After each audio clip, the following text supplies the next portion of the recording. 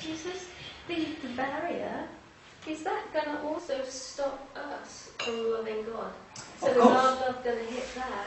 Of course. And, yeah, so it's two-way. It's two-way. It's a two-way barrier. Truth is a two-way barrier. Because if I don't believe the truth about God, then how can I love God? Yeah. Does that make sense to you? Like, I'm not loving the real God, I'm loving someone I believe God to be. So for example, if I believe God to be a punishing, or an autocratic, punishing being, it's pretty hard to love an autocratic, punishing being, isn't it? I don't know about you, but like those of you who've had an abusive father, I would guess that you find it pretty hard to love him. Right? And what we're saying is if God is a punishing God, and according to the Bible actually, the record of the Bible states that God actually killed at least 2.4 million people. That's what the Bible actually says God killed, that is numbers that God killed.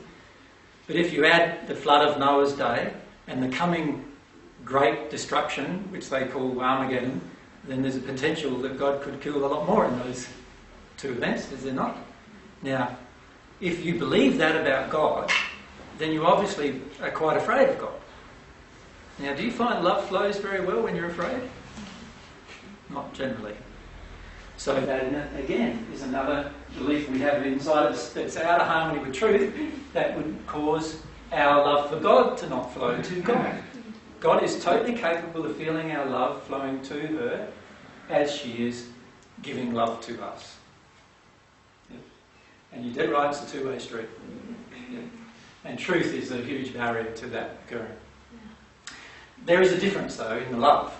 Our love is our natural love, human love, going to God, whereas God's divine love actually has the effect, as it enters us, of transforming our soul into a different creature. It has the effect of removing many errors, but it also has the effect of increasing the level of our emotional power, our ability to experience things. It increases that as well.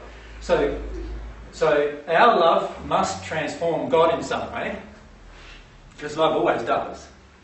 But I doubt whether it's very much in comparison to how God's love transforms us.